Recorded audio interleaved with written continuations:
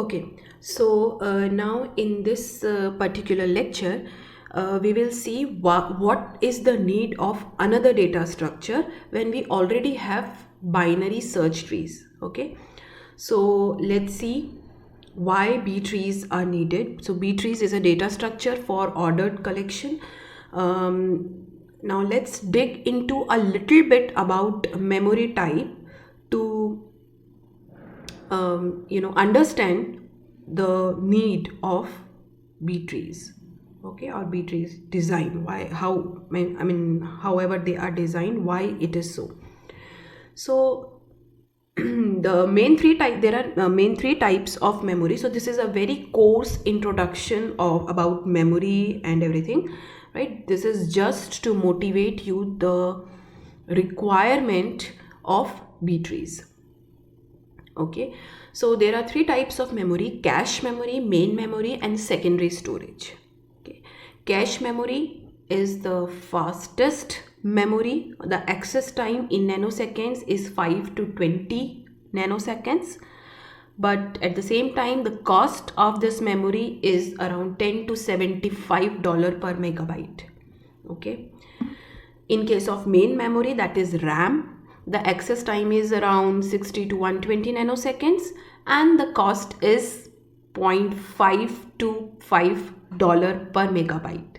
Okay, so you can see that cache is quite faster but very costlier, whereas man memory is having a reasonable access time and reasonable cost. Okay, but when we talk about secondary storage, that is our hard drive, you can see in nanoseconds, if you count the time to access hard drive, it is around 20 million nanoseconds.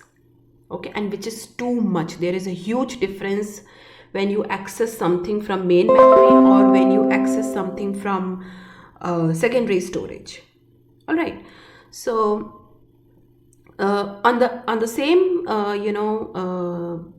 pace, the cost is decreased by 0.001 to 0.1 dollar per megabyte. Okay, so you can see that there is a trade-off between the main memory or the access time and the cost of the memory. Okay, so generally whatever data structure we design, they reside into our main memory, right? So when we have talked about binary search trees, so in binary search trees, the binary search tree resides in main memory. So whenever we talk about any data structure, it resides into main memory. But there are situations when our data structure is quite big, okay, and we cannot fit it into the main memory. In that case, okay, we have to design some data structure in such a way so that we can efficiently do all our operations. Okay, so let me just give you a little bit hint about what a page fault is. Okay, so what is virtual memory? Virtual memory lets you store data in second memory, but it acts as if it is in the main memory. Okay, because whenever we came across a page fault, what do you mean by page fault? If a program accesses the data and it is not in the main memory, then there is a page fault. Okay, in that case we have to move the data from disk to RAM. Now this movement generally occur in blocks, okay, or we call it as pages. These pages are around 2 to 4 kilobytes. Okay, 2000 to 4000 byte size of pages are there. So we want that whenever we are accessing a memory, okay, or the secondary memory, since the cost is too high to access the secondary memory, we can take as much as possible information as needed. Okay, we don't want to waste our access to secondary storage. We want to have maximum out of this access. So just for completeness, what a binary search tree stores actually. Okay, a binary search tree stores tag.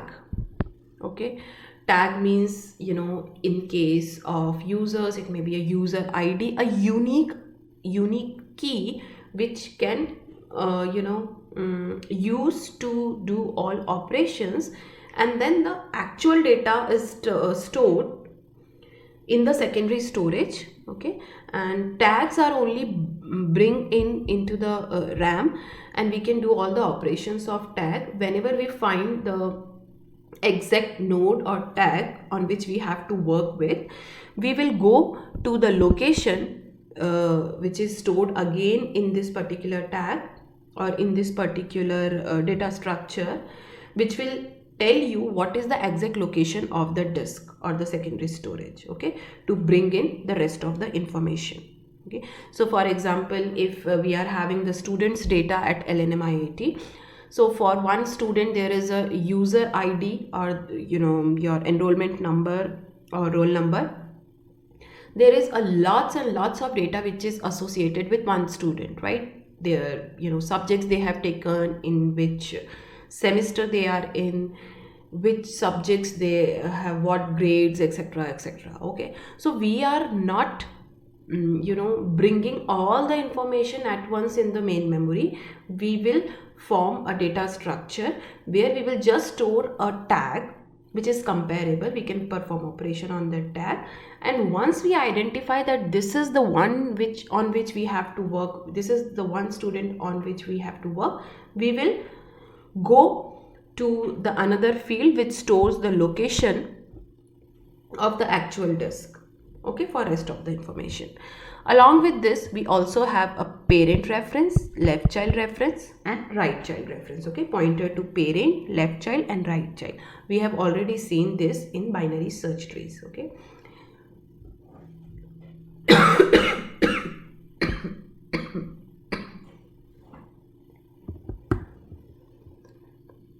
Good. So this is one tag. Okay. Now this one tag will take some space. So what is the total number of total space binary search tree will take? It is number of such tags into size of one tag. Okay.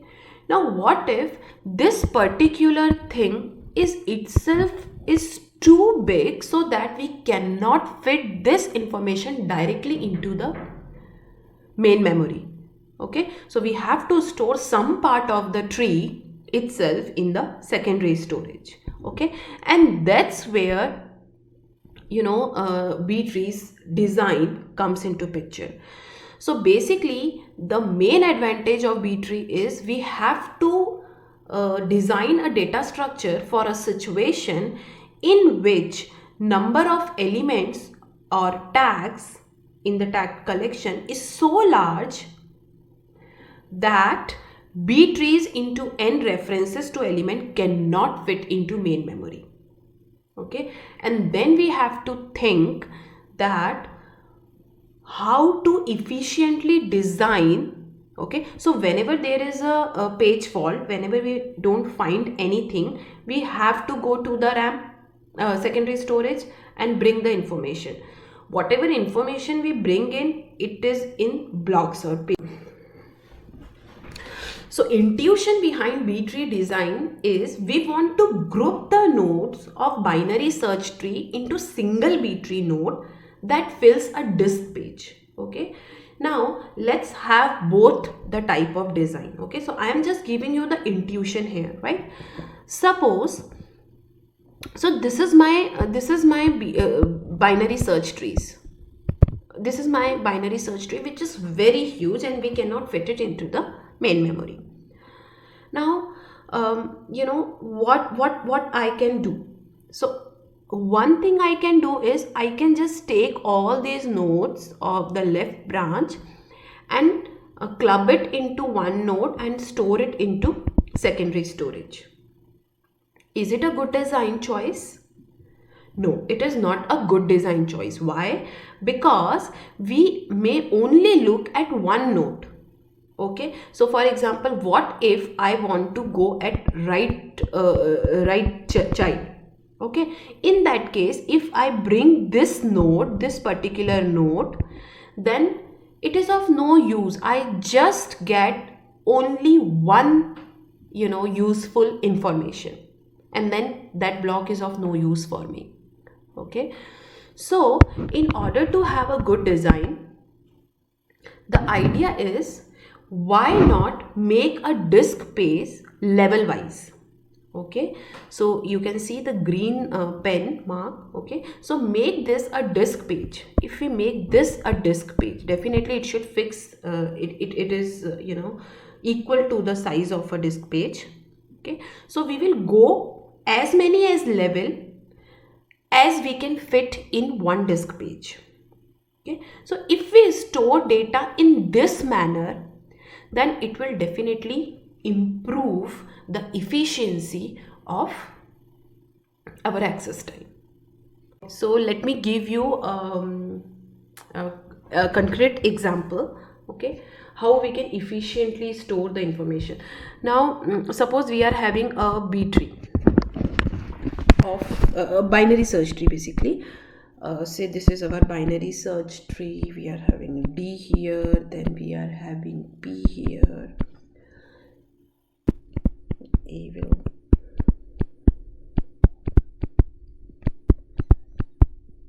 okay, and there are again, this is having some subtree, another subtree, like this. Okay, so this is a binary search tree which is following all the property, meaning all the left child are having the less value than the node, and all the right childs are right subtree, all the elements in the right subtree is having greater value than the node. Okay, so this is a binary search tree, right, or rather a balanced binary search tree.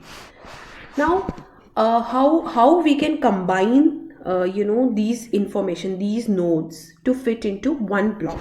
Okay, so what if we can make a block of this many nodes? Okay, so we are having an information A, D, G, J, M, P, R. Okay, and suppose this will make one page size. Okay, this is of one page size, one disk page size. Okay, and then how to connect the subtrees? So suppose this is 1, 2, 3, 4, 5, 6, 7, 8. There are 8 subtrees. So definitely so we have to satisfy the property of, maintain the property of binary search tree as well. Okay, so all the elements to the left of A are smaller than A, so we will attach this subtree here. Then we will attach another subtree to here. Okay, then where to put 3? 3 is greater than this thing D, but it is smaller than G, so we will attach it here. Okay, so all the nodes at the right of the D are greater, and all the nodes, and since this tree is to the left of G, so this is having smaller. So we have to just connect the trees like that. Okay, and if you see, we are still satisfying all the properties of binary search trees. Okay, and this is one page block. So whenever there is a page fault, we bring this many nodes into our main memory. Okay, and it is highly likely that we will use most of this, okay, or at least half of this